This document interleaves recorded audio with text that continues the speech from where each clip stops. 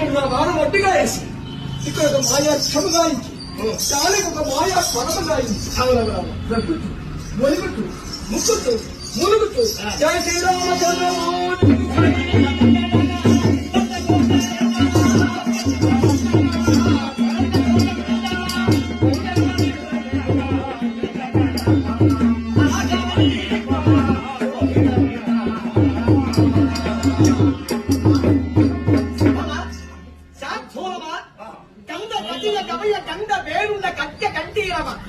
సార్థూల వరహ వైష మరకద మహోరగ మాధ్యాలాది కడుమృగ